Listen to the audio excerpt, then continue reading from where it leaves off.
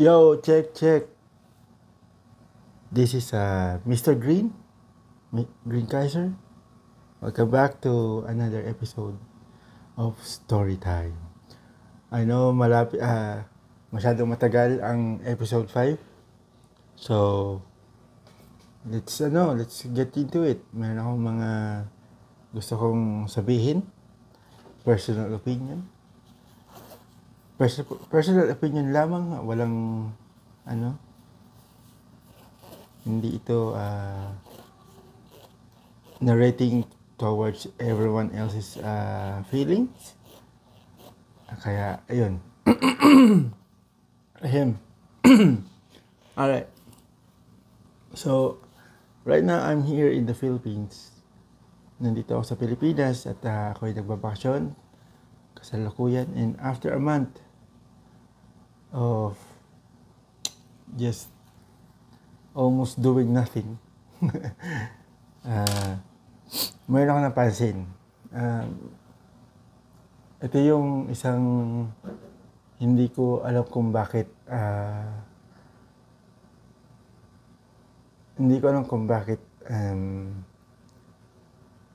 they still trying to, hindi ko alam kung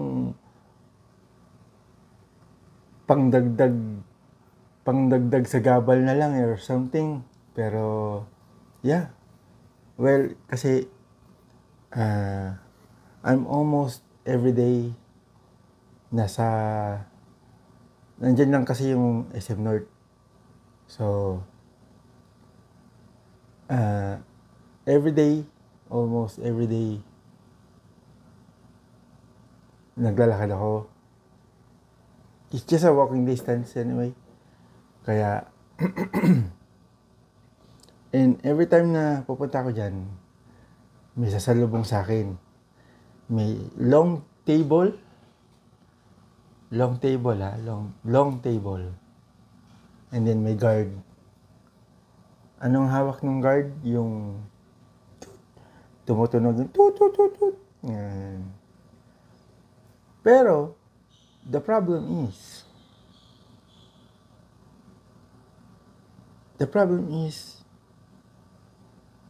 they don't even try anymore. Hindi talaga sila nagtatry. Every single one, kung ang hawak mo man ay batuta na stick na parang yung sa drums, parang ganun lang ang hawak nila, o yung iba yung tumutunog.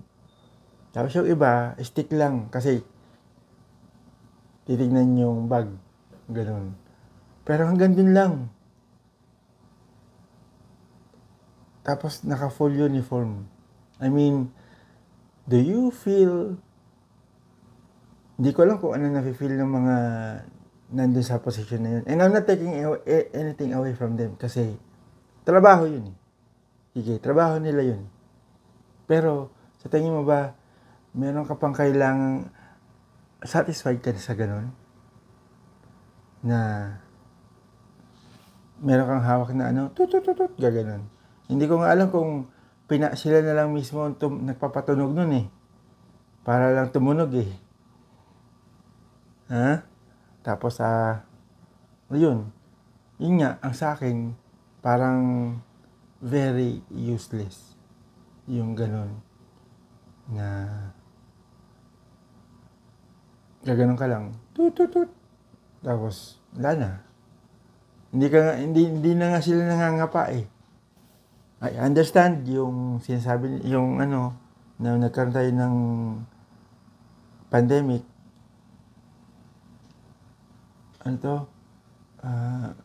Na bawal hawakan or anything. But still, as a person na a mall goer,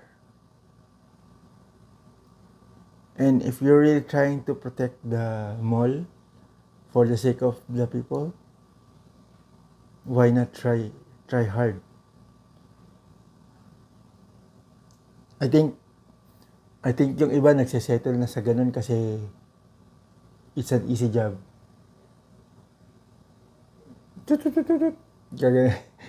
Natatawa ako eh kasi para akong natatawa na medyo naiinis kasi gagano mo sa akin yan eh. Tapos pag tumunog wala naman. Tapos pagka may nangyari na knock on wood, sana wala. Anong hawak mo? Yun lang. Ayun. And then, ano pa ba? Oh, before I continue, like and subscribe muna tayo dyan, mga kaberde. Tapos, yun. Anyway, thank you for my hat.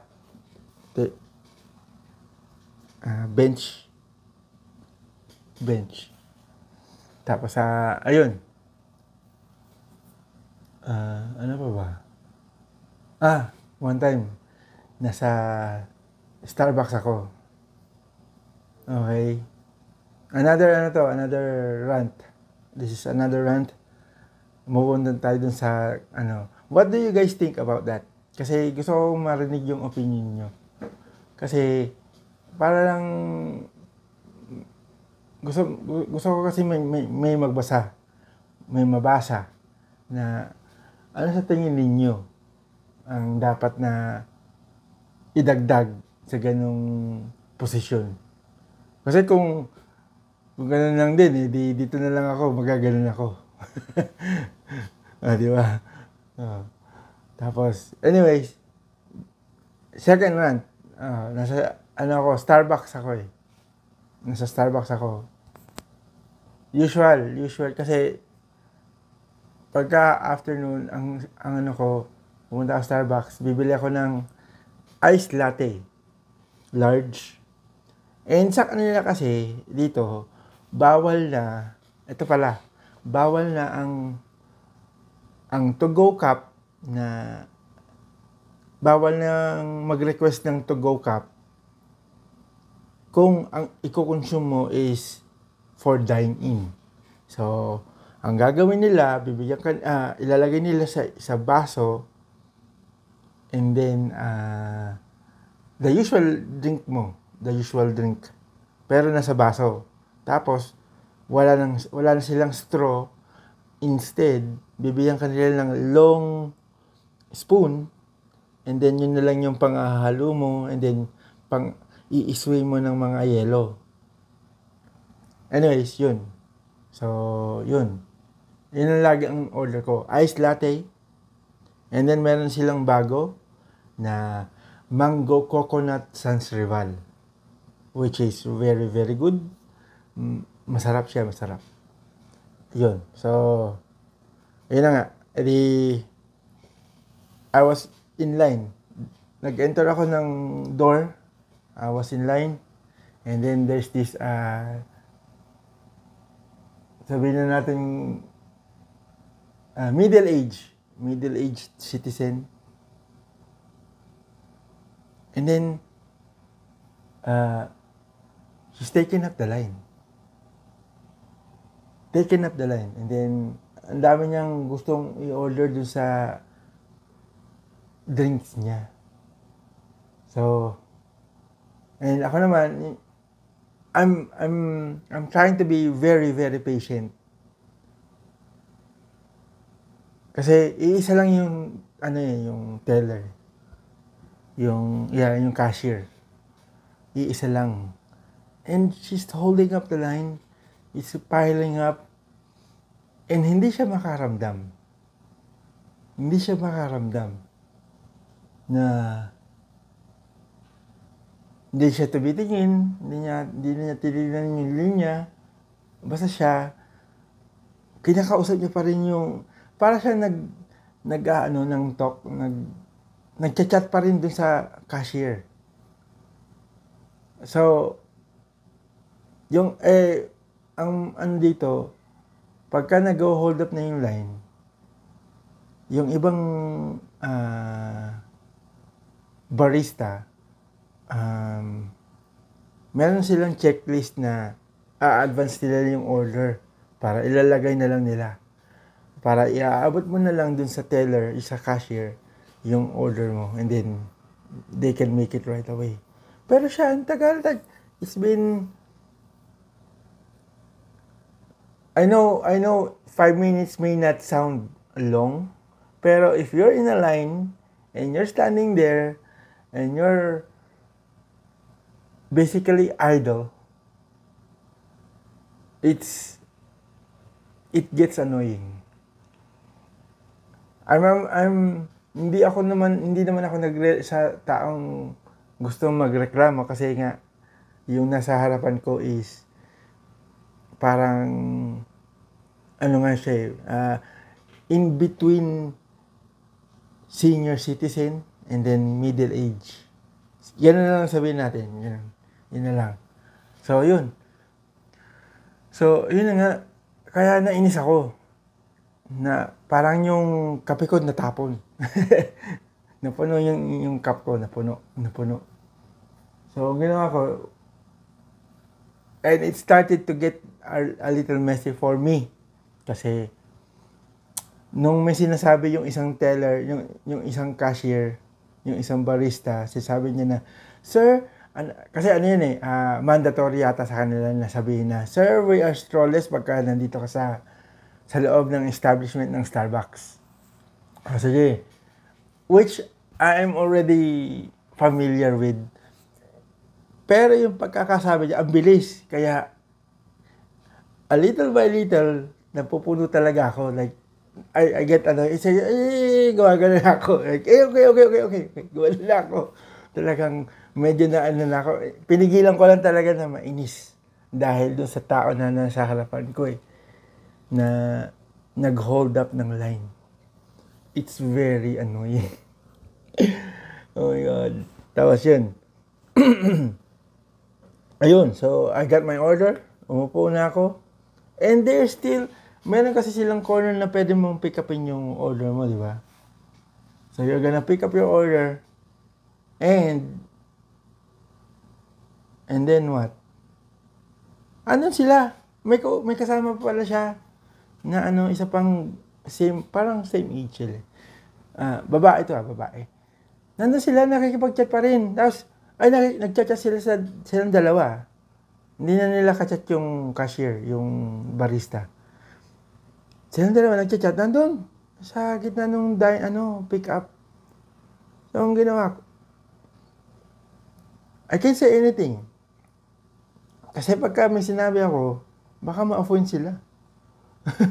Sabi ko, alam mo sa isip-isip ko, gusto ko sana sabihin, please sit down. Yun ang gusto kong sabihin. Pero, parang, hindi in a manner of very, pwede po kayo umupo. Ganun. Parang gusto ko sila sigawan. Pero hindi ko nga ginawa. Ayokong gawin kasi, yun nga, ino-hold ko yung sarili ko na wag kang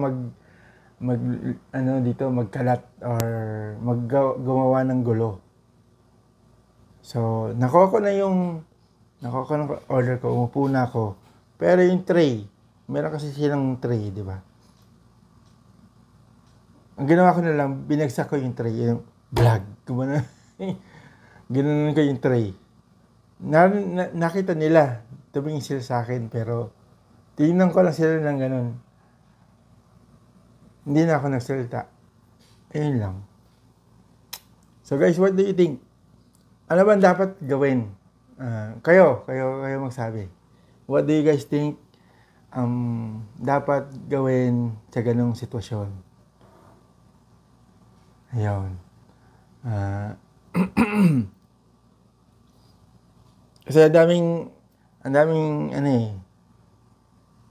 yun nga, sabi ko, like, pagka may sinabi ka, baka ma-offend. Di ba? Baka sasabihin nila, senior citizen ako dito Yan. And then one more thing, one more thing kasi dito sa baba ng unit, dito sa unit, merong isa pang parang mini grocer. Parang 7-Eleven, pero ang tawag Alphamart.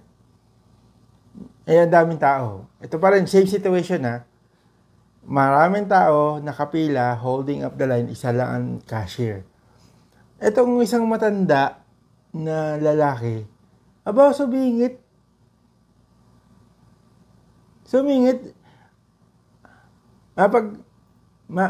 I will understand kasi kung ang hawak niyang item, isa lang o dalawa, ganun. Pwede siya sumingit. Pwede, I will allow it, ganun. Sasabihin ko, sa akin parang ganun eh.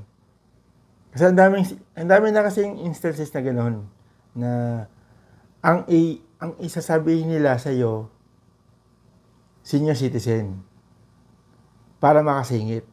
Pero wala naman sinasabi kasing yung sinasabi nilang priority lane.